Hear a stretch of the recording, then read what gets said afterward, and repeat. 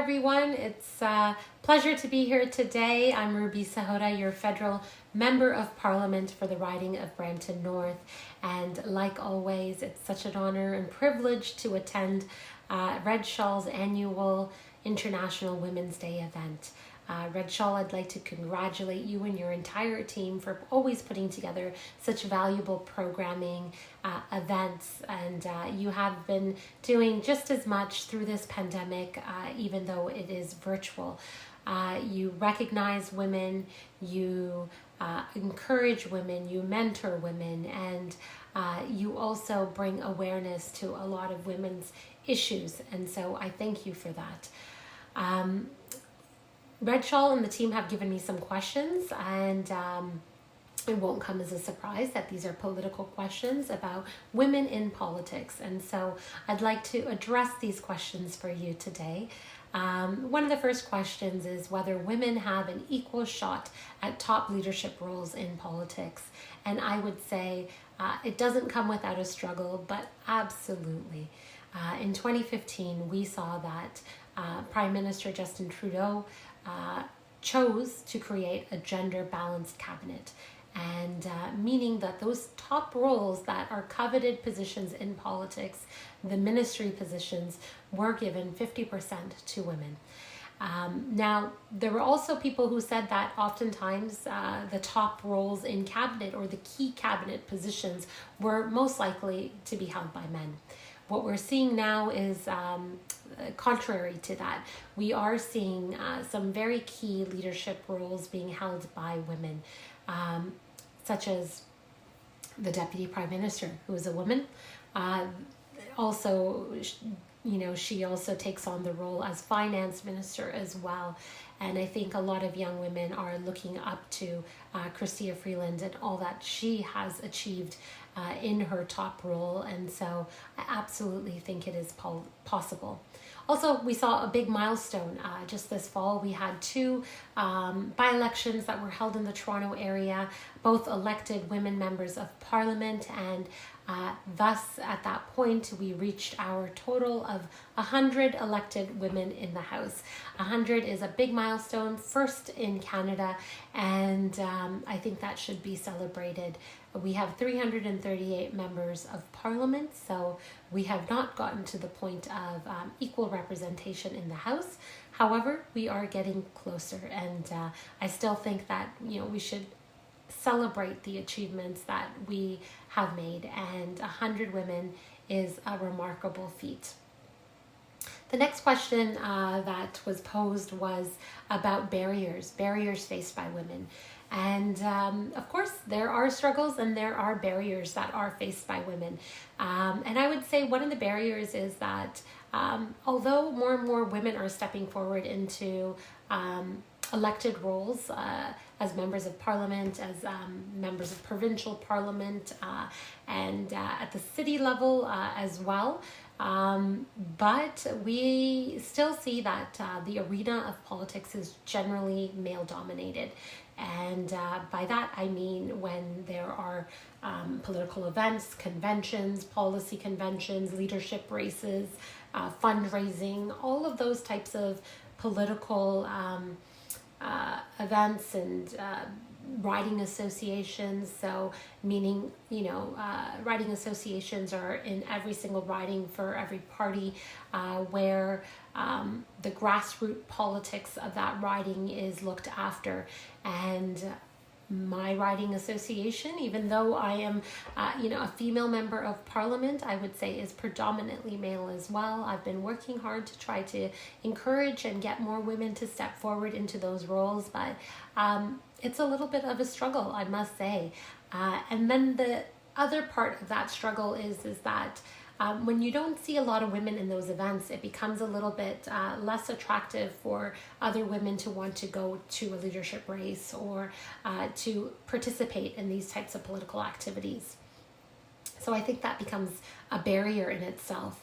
Along with fundraising, fundraising is generally done through your networks, and for a female politician, oftentimes your network naturally might tend to be a lot of women, yet generally we don't see women to be as inclined to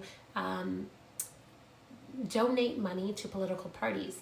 They might be more inclined to donate to the charitable sector, to not-for-profits, but not to political parties. And they may not see the advantage in it. But the opposite is true about men. Men do see the advantage in donating to political parties and are some of the top donors. So even for myself, I have had to, definitely expand my male network. And I would say predominantly my donors are men.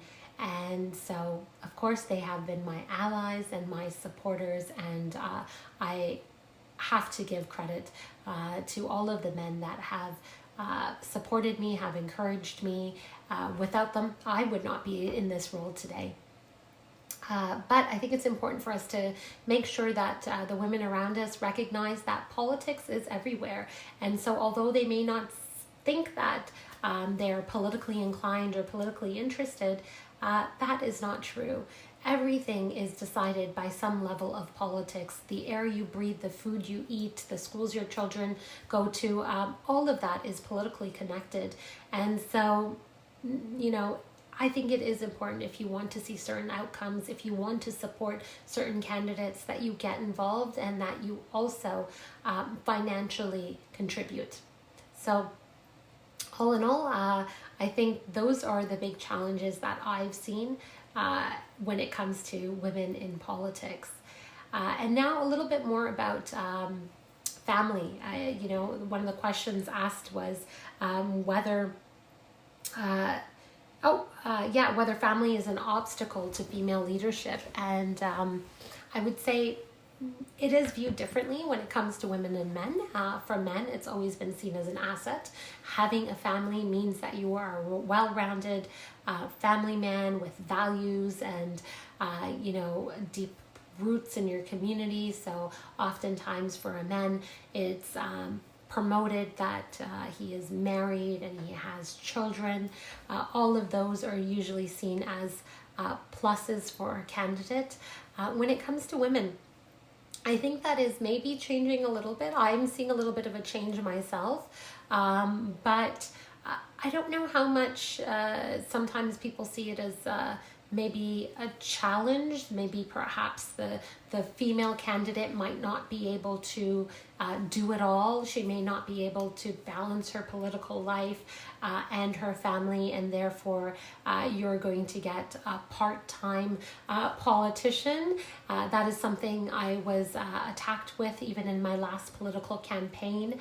My opponent decided that it would be a good idea to call me a part-time politician, which is very far from the truth. I work extremely hard and even harder than some of my male colleagues. And so I think that there is that stereotype sometimes that, if they see that I have a child, that perhaps I won't be able to manage all of the work that is involved. But that's not seen of men.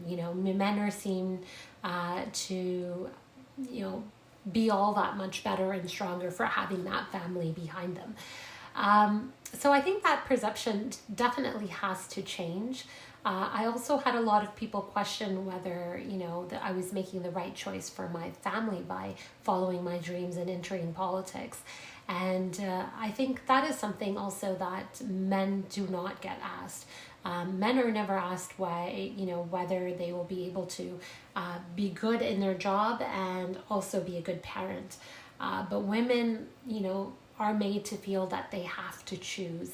And that is not fair. I do think that, in a partnership, in a marriage, if you are married, it is important for the male or the female to support the other and to make sure that the other partner is equally supported in their dreams and goals. And I think that makes for a healthier family, a healthier relationship, and for brighter and smarter children as well, because your children also get to see that there is no role and no position that is not possible for any gender to see themselves in and to be successful in. And so that's one thing I can say that I have achieved. I know that my son does not look at gender stereotypes. He does not see certain roles only being male roles versus other roles being female roles.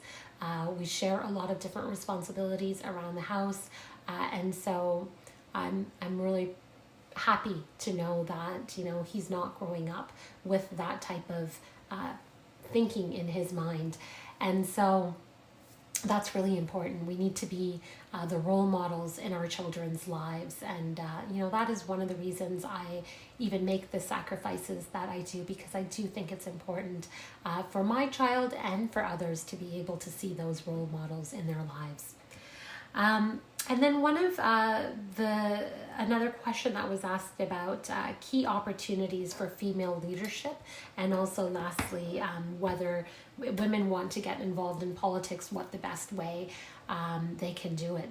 And I would say in terms of roles, there's plenty of roles available for women in politics. More and more we are understanding, just like the corporate world as well, that through diversity, we have more strength.